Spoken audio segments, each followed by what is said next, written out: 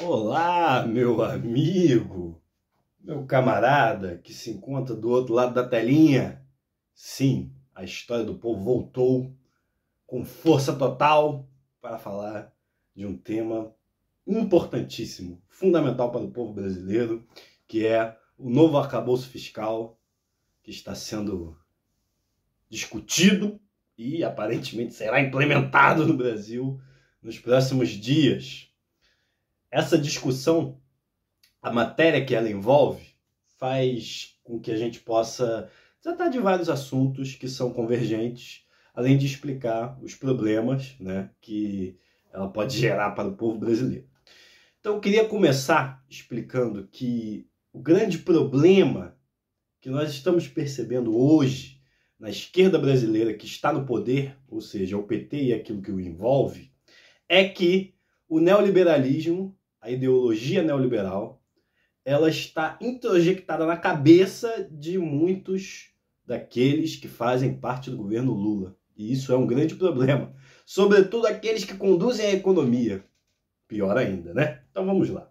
Em 2016, o Michel Temer, que chegou ao poder através de um golpe parlamentar, o assim chamado impeachment da presidente Dilma Rousseff, ou seja, um cara ilegítimo e ainda mais ilegítimo, sobretudo para os petistas que levaram o golpe dele, veio com uma plataforma neoliberal. Ou seja, vamos acabar com esses anos de petismo e vamos reforçar, acelerar as contra-reformas neoliberais no Brasil, certo?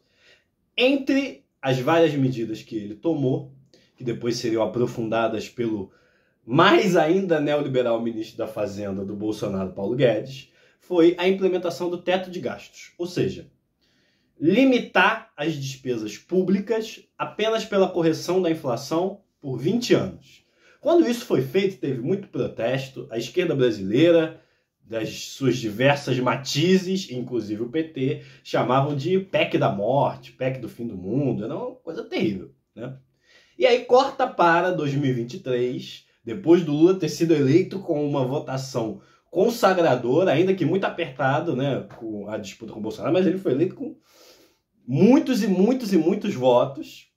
O projeto de esquerda, portanto, o projeto que era alternativo ao Bolsonaro, era assim que a população lia a candidatura do Lula, venceu a eleição. Aí o que ele faz? Logo no primeiro ano de governo, quando tem uma legitimidade popular grande, poderosa, todo mundo querendo que o governo dê certo, ele vai implementar, via ministro da Fazenda, Fernando Andrade, o ministro da Fazenda do Lula, o novo arcabouço fiscal. Ou seja, substituiu o teto de gastos, que era a pior coisa do mundo, na leitura da esquerda, e na minha também, obviamente, né, por uma coisa um pouquinho menos pior.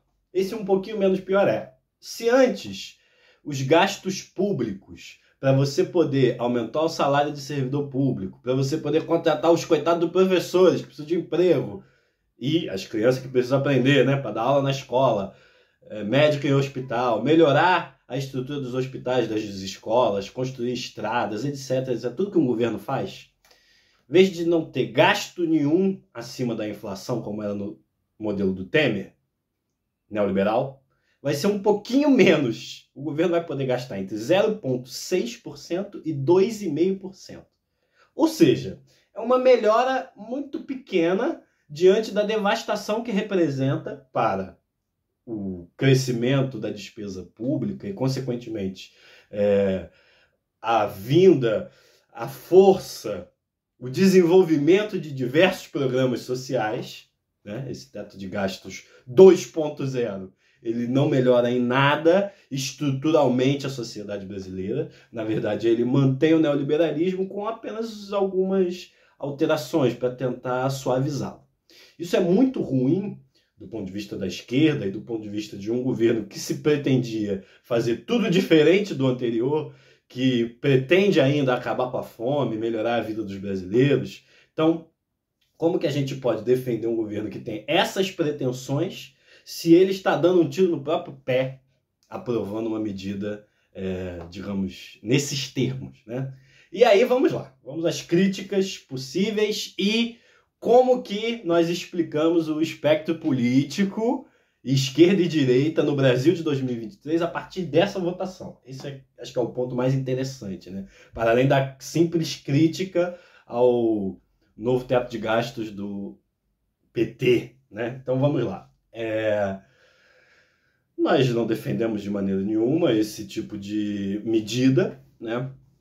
Só que o PDT, o partido ao qual eu me identifico, que é base do governo Lula, ele apoia. E aí nós vemos a primeira grande contradição. Olha só que interessante, do ponto de vista da análise política. O Ciro Gomes, né, que é a liderança do PDT, acabou de dar uma palestra na Europa, no qual ele fazia diversas críticas ao governo Lula, inclusive e principalmente na questão econômica. Então há uma liderança, ainda que muito combalida, né, por conta do resultado eleitoral, mas há uma liderança dentro do partido que fala contra esse modelo econômico que o PT está seguindo. Mas a base de deputados federais do governo Lula, que é do PDT, votou toda a favor dessa proposta. Então, há uma liderança falando contra, mas o próprio partido está junto com o PT nessa. De outro lado, o PSOL, que desde o início, né, participou da campanha junto com o PT, não lançou candidato à presidência da República para apoiar o PT, mas que tem deputados que, enfim, podemos fazer várias críticas ao PSOL, mas a atuação parlamentar do PSOL é show de bola, e os deputados têm um compromisso ideológico muito marcado. Então, eles votaram contra o novo teto de gastos, mesmo sendo base do governo, porque sabem, e essa foi uma das falas do Tarcísio Mota, um dos deputados do PSOL, inclusive, que para que o Lula consiga cumprir as suas promessas eleitorais, ele não pode, de maneira nenhuma, seguir esse rumo, aprovar o novo teto de gastos 2.0, porque isso vai prejudicar o seu próprio governo. Isso é um tiro no pé do próprio governo. Então o pessoal em massa votou contra, mesmo sendo base. E aí vamos lá. Vamos lá, porque essa votação, ela traz pra gente uma série de possíveis, né, insights sobre o que é a política brasileira, né? Então eu trouxe aqui, anotei no meu caderninho, já que nós não temos recursos cibernéticos na história do povo, então anotei no meu caderninho como votou cada partido, certo? Então, como cada partido votou no arcabouço fiscal, isso aí é do site da Câmara de Deputados, então não tem risco de ter fake news sobre o relatório do deputado, né? Sei lá o que, Cajado, que fez o relatório, mas enfim, é o arcabouço fiscal que se trata. Então o PT, todos os deputados do PT votaram a favor. E aí nós temos o bloco de esquerda que dá sustentação ao PT no governo. Só os partidos de centro-esquerda. Todos eles votaram junto com o PT 100%. PT, 100% votaram a favor do novo arcabouço fiscal.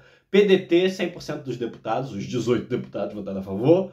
PSB, os 14 deputados votaram a favor. E PCdoB, os 7 deputados votaram a favor. Esses seriam os partidos de centro-esquerda, que são a base governista, e por isso votaram junto com o governo, mesmo que esse projeto represente uma traição à classe trabalhadora, um avanço do neoliberalismo no Brasil, e um governo que se pretendia de esquerda, fazendo coisas que serão ruins para o próprio governo. Aí depois disso nós temos a parte do centrão, que foi cooptada pelo governo. Talvez cooptado não seja a melhor palavra, nós já vamos discutir isso. Então, dos partidos relevantes, PSD do Kassab votou, 95% dos deputados votaram a favor.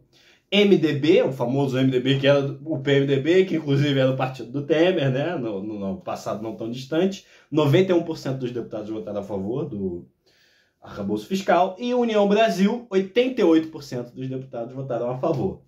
Aí o que acontece? A política brasileira, ela tem esse jogo. No presidencialismo, o poder executivo é independente em relação ao poder legislativo. Só que para que o Brasil ande para frente, para que aconteçam transformações na realidade brasileira, para que o governo possa agir, ainda que a gente critique a forma como ele age, mas para que o governo possa agir, ele precisa do apoio do legislativo. Então, é importante que a gente deixe claro que liberar emendas parlamentares, colocar indicados desses partidos políticos em cargos de empresas estatais e autarquias públicas do governo não é necessariamente uma coisa ruim, porque normalmente a televisão vende isso como isso é igual à corrupção. Não. A corrupção é fazer mau uso dessas indicações. A corrupção é usar a emenda para roubar. Mas esse mecanismo é próprio do presidente da República, para que ele faça com que os deputados votem junto com ele. E aí trago a reflexão, a nossa baila do nosso companheiro Ciro Gomes, que dizia assim, ó, a crítica dele, como a crítica é boa, hein?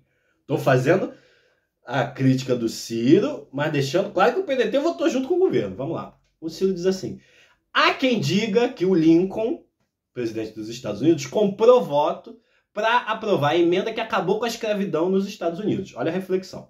Então, trazendo isso para a realidade brasileira. Mesmo que fazer com que o Centrão apoie o governo seja feito através de corrupção, se você vai trazer para a base governista os partidos de centro através desses mecanismos que a presidência da República dispõe, por que você não faz isso em torno de um projeto verdadeiramente de esquerda que vai transformar a realidade do povo, que vai gerar emprego, que vai desenvolver o país e não acelerar o neoliberalismo na nossa vida cotidiana, entendeu? Mesmo que você ache que comprar parlamentares seja a pior corrupção do mundo, pô, mas o governo está fazendo isso para aprovar o teto de gastos 2.0. Então é muita burrice, né?